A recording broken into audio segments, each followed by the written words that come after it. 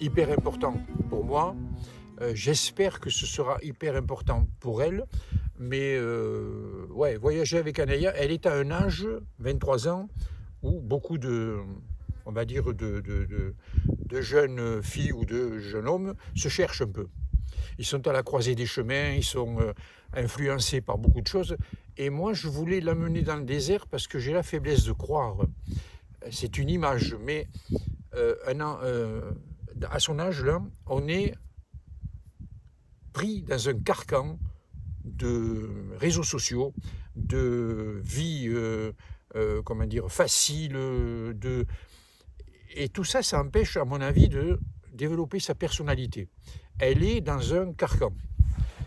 Le désert a la particularité, c'est quand même assez dur, c'est son premier voyage, il fait chaud, les conditions sont, oui, dures de temps en temps, il faut bien le reconnaître, et donc je pense que ça fait éclater tout ce qui la coince. Donc, c'est l'image qui me viendra à l'idée, mais elle est connue, c'est le sculpteur qui casse un caillou pour aller trouver la statue qui est cachée dedans. C'est ça. Pour moi, le désert, c'est ça. Si, Anaya, j'arrive à la dévoiler pour elle, moi je l'ai vue, cette Anaya que je cherche, mais si pour elle, je peux la dévoiler comme une espèce de pierre précieuse qui était coincée dans tous ces trucs du 21e siècle, là, je pense que j'aurais gagné mon pari. Aller à l'essentiel, en fait. Aller à l'essentiel, retrouver la Naya que je m'imagine et que je connais. C'est-à-dire quelqu'un accessible à des choses simples, accessible à un coucher de soleil, accessible à un acacia, accessible, et non pas accessible à que des images pompées sur les réseaux sociaux plus ou moins trafiquées par IA. Donc voilà, c'est mon truc.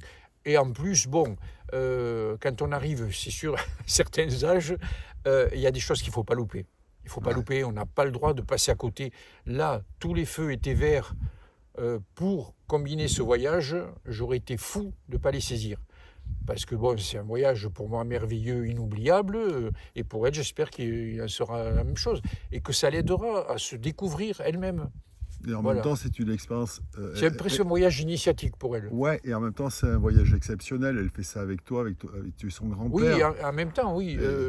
Être ensemble d'une même famille réunie, c'est quand même. C'est extraordinaire, ça. Ah oui, non. Ouais. Moi, je pense que pour elle, elle aura des choses à raconter à ses petits-enfants. Hein. Ouais. Et ça, c'est le but. Ouais. Donc voilà. Ça, c'est un truc inoubliable. Ouais.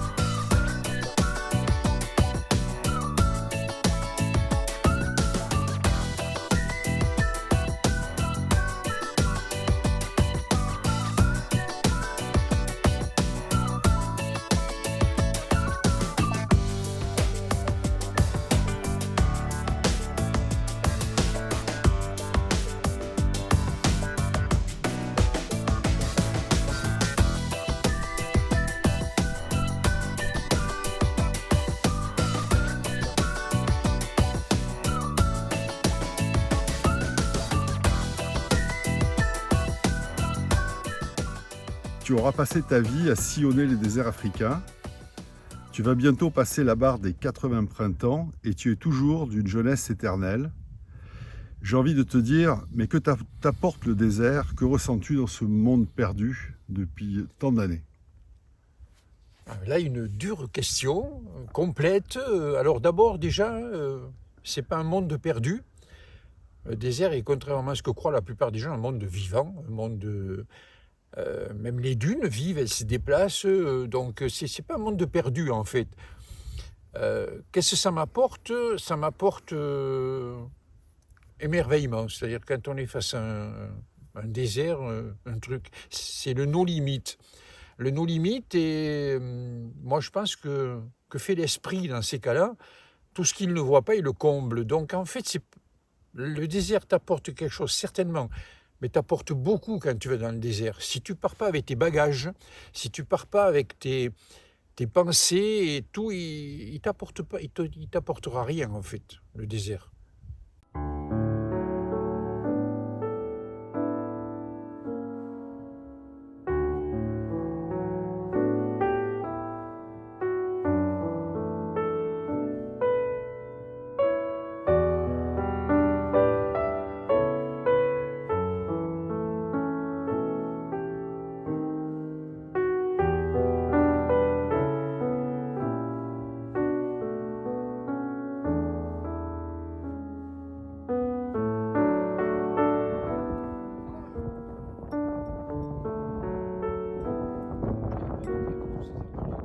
On a fait des petits poivrons, Ouais. de l'avocat.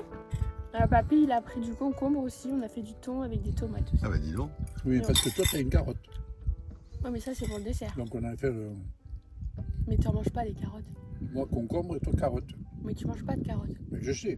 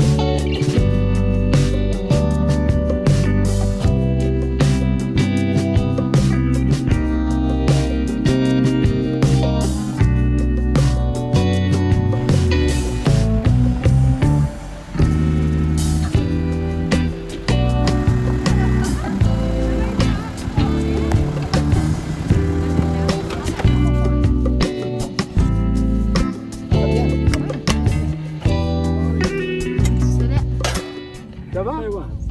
Ça va. Ça va bien? Oui. Tu es là, à Daguet? Oui, Ah, le vent. avec les amis, ils m'ont suivi. Je voulais pas qu'ils viennent, mais ils sont venus quand même. C'est le vent qui m'a amené. C'est le vent qui Oui, Toujours le vent? toujours. Toujours J'écoute. tu parles avec Ah, toujours. Ah, Et c'est bien, il dit des jolies choses. Anaya, ouais. c'est ma petite fille. C'est ta petite fille. Voilà. Ah, tu l'amènes cette année. Je l'ai amenée, j'ai dit on va aller voir ici. Ah, voilà. Voilà. C'est bien, une bonne Ça me idée. fait plaisir. Ah, et les amis. Bon, les Oh, amis, là, amis. tu connais Ah, Patrick regarde, déjà? Patrick. Patrick. Si, je connais bien. Bien. Après Zouarat. Oui. Zouarat, Tourine Touré. et ici. C'est bien, il y a mais sable. Pas de Parce Avant, que tu vois, t'as là, du milieu, là, Ouais. je la connais. C'est le couvre-lit de la maison. Ah ouais? J'ai donné à Fatma Ouais. et elle a décoré la tente avec. Ok. Ah ouais. Et avec quoi, comment c'était fait avec les poils de chameau avant? Ils les tondaient? Les tentes là. Il a dit avant c'était fait, fabriqué à partir de poils de chameau. Ah Et oui, c'est ça parce c'est qu'ils les les autres. Ça, tondaient. oui. Ils les Ils ont tondaient. oui, ils ont des tentes.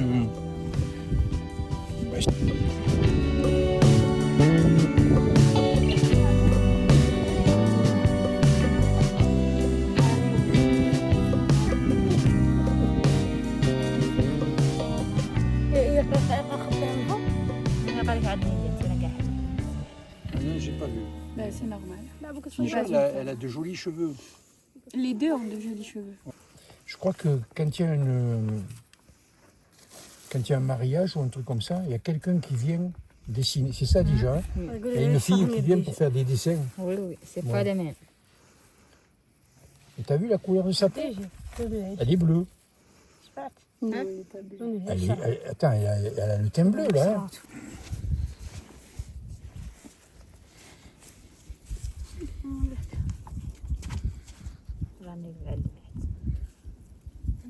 تجي على ظهري معي.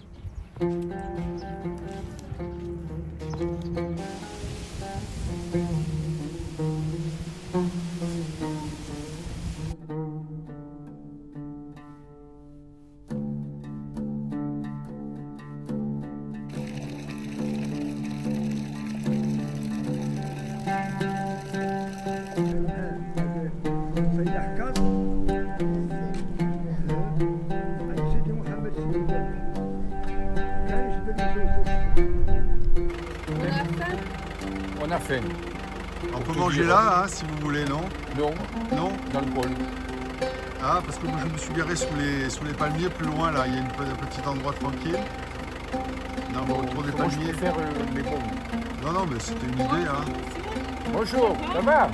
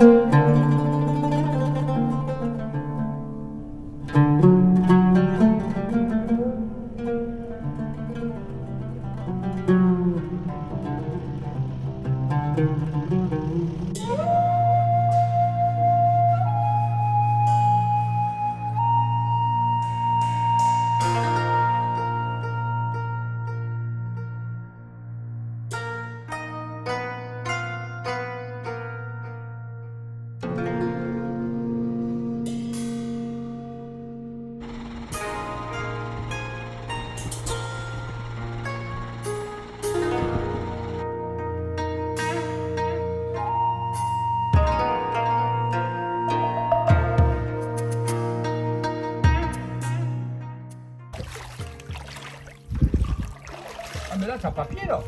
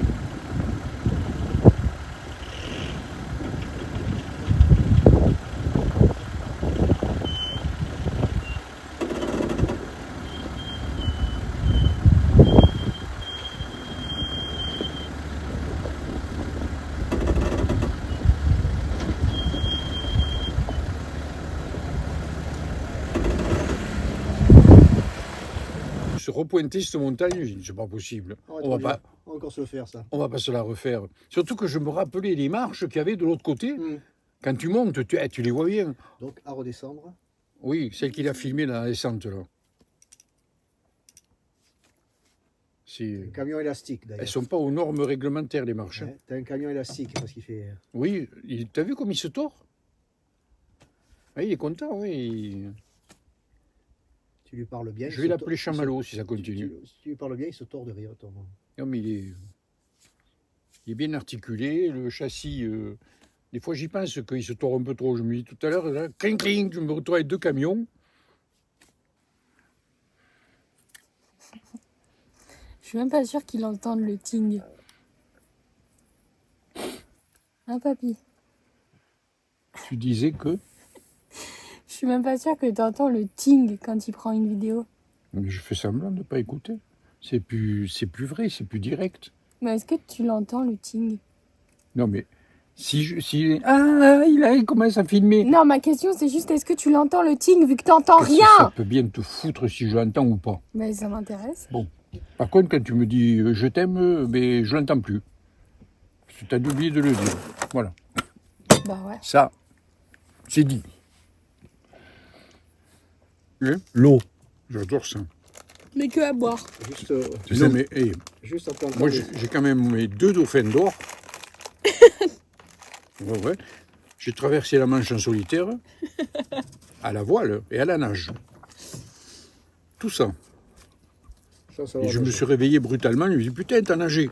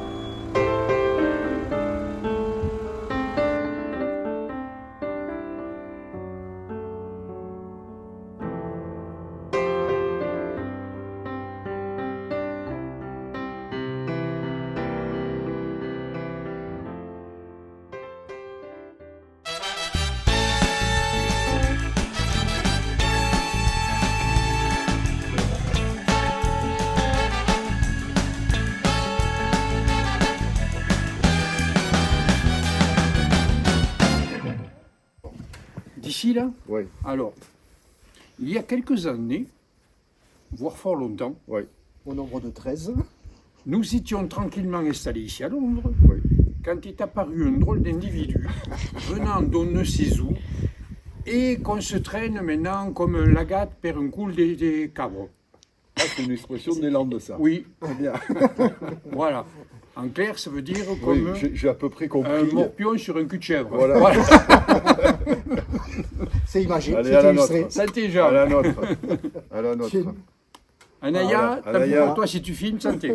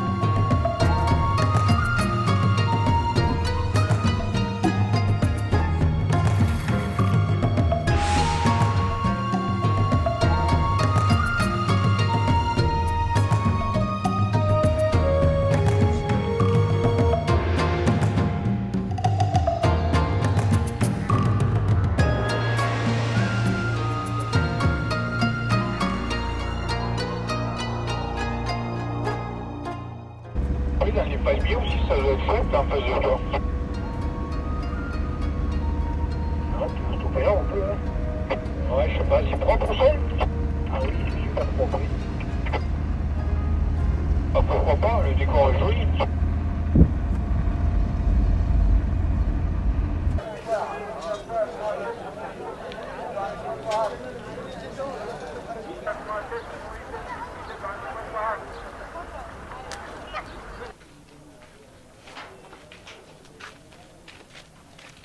هاي هاي ما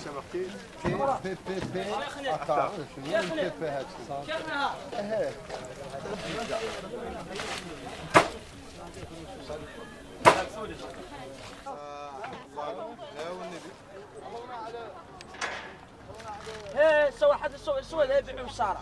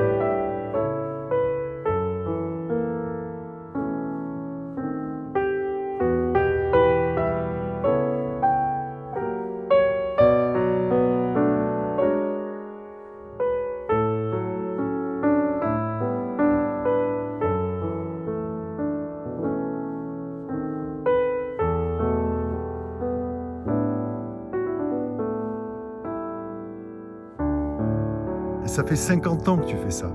Oui. 50 ans. Ben oui. 50 ans. Alors là, je vais te dire un truc sur c'est les énorme. déserts enchaînés. Ouais. Ah mais oui d'accord, ça tourne. Oui, D'accord. faut pas.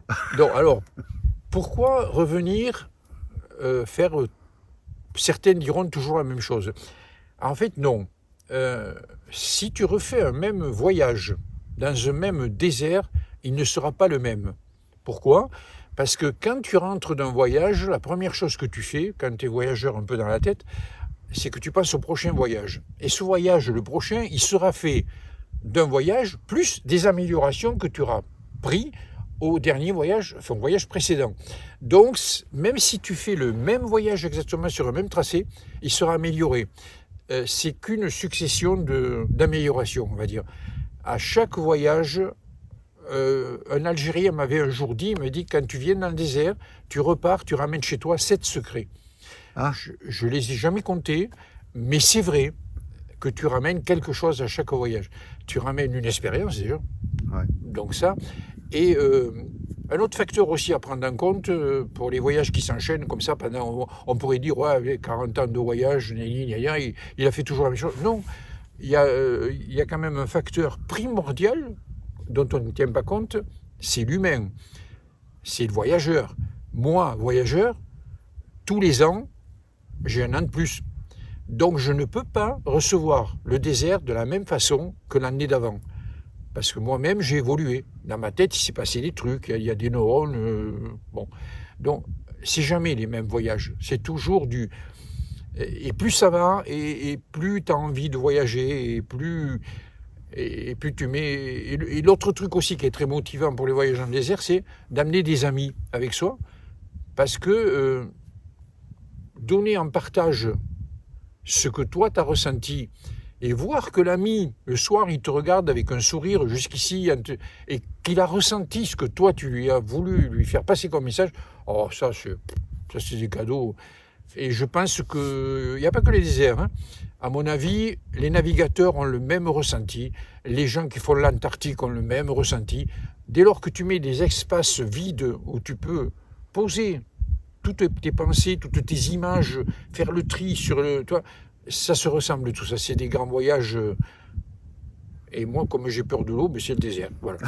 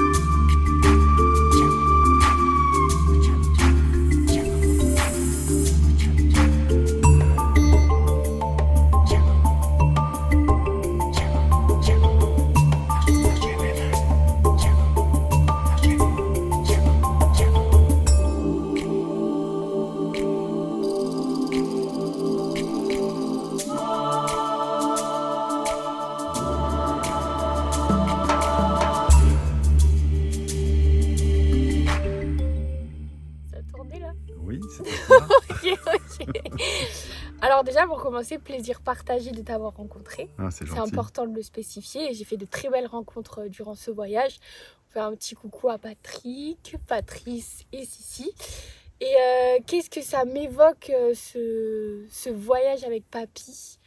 Ben, on va dire que déjà, ce voyage, on l'a fait pour lui comme pour moi, mais aussi pour ma mère. C'était quelque chose d'important pour nous trois qu'on puisse partir tous les deux au fin fond du désert, au milieu de rien et à la fois au milieu de tout. Parce que c'est vrai que les paysages et les décors sont quand même merveilleux. On s'en prend plein la vue constamment. Donc je trouve ça fantastique. Et après, on s'est beaucoup fâché au départ parce que il entend rien. Mais qu'est-ce qu'il entend rien? Mais c'est pas grave ça. Après, ça m'a fait travailler en quelque sorte mon pire défaut, ce que j'arrivais pas forcément à travailler moi-même. Donc la patience. Et quand on a quelqu'un en face de nous qui n'entend rien, on apprend à patienter, à lui répéter 12 fois les choses s'il faut. Ça finit par venir. Donc je suis assez contente d'avoir pu travailler ce point de ma personnalité qui n'était pas si simple, ni pour moi à vivre, ni pour mon entourage. Et là en l'occurrence papy, qui lui est doté d'une très grande sagesse et d'une très grande patience, se foutait de ma gueule. Clairement, quand il voyait que j'étais grognon, il se foutait de moi et c'est ce qui tournait la chose un peu en ridicule et à la rigolade. Et c'était top de vivre ce genre de choses avec lui. Qu'est-ce qui restera de ce voyage? Alors, ce qui restera, dans un premier temps, je dirais les décors. Parce que c'est quelque chose qu'on n'a pas l'habitude de voir, en fait.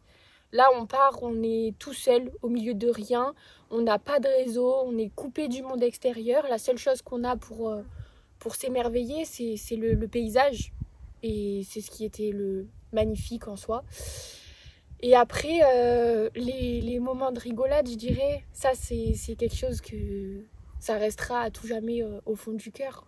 Parce qu'on ne pourra jamais le retirer. C'est quelque chose qui sera présent et qui ne s'en ira pas. Ouais.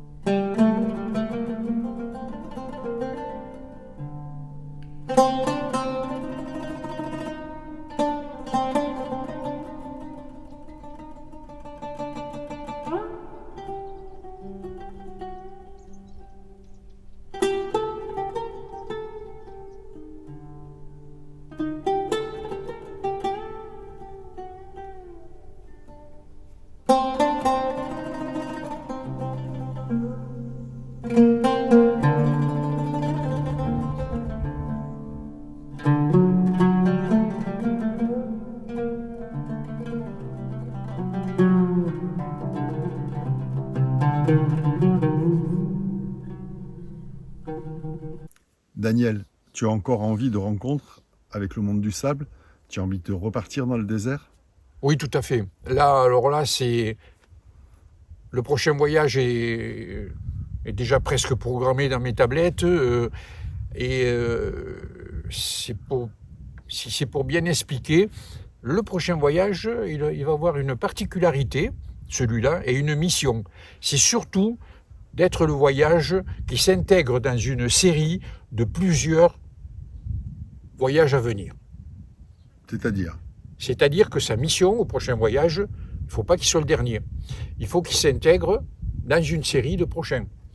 Donc ça veut dire par là que devant moi, il y a beaucoup de voyages à venir, dans ma tête. Bon après, les éléments font que des fois les voyages ils s'arrêtent ou tu ne les attends pas. Ouais. Mais donc voilà, donc il y a plein de voyages prévus.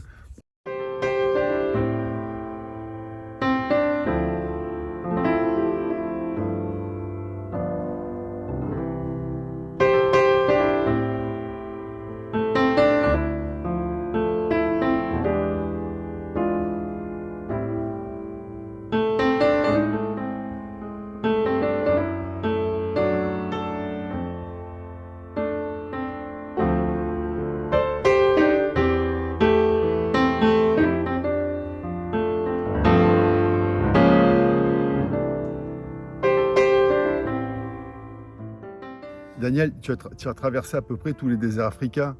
Tu as été où? En Libye, en Algérie, en Mauritanie, Oui, évidemment. Oui, on va dire tous les déserts du Maghreb, Ouais. si on peut dire ça comme ça. Pour deux raisons, c'est que d'une part, les Maghrébins ont une façon de voir les choses et tout qui m'attire beaucoup. Ils ont un humour particulier, ils ont une façon de vivre particulière. Ça me plaît. Et quant à leur désert, ils sont tous plus beaux les uns que les autres, que ce soit la Libye, que ce soit l'Algérie, alors ça t'amène beaucoup, ça t'amène leurs traditions. Ça c'est très intéressant à voir, leurs différentes façons de vie par rapport à la nôtre, de complètement speedé, qu'il n'est pas d'admiration devant un chameau qui marche. Ça marche lentement et pourtant ça avance beaucoup plus vite que nous. Donc c'est ça que je vais chercher dans le désert. C'est une autre des parties, une autre façon de vivre, mais c'est beaucoup à base de sérénité, je trouve. Peut-être prendre le temps de respirer, de ralentir ta vie. Pas assez. Je l'ai fait, oui, en m'isolant avec des gens, mais c'est vrai qu'avec nos voitures, on prend peut-être pas assez le temps de l'apprécier, ce désert. Et c'est surtout, c'est le soir en fait, parce que le désert c'est quand même, enfin à mon avis, une entité, et je me dis que le soir, quand il veut bien diminuer sa température et te mettre un tout petit peu souffle de vent, il te fait respirer, et là tu pars, c'est planant, quoi. Cette sensation est planante.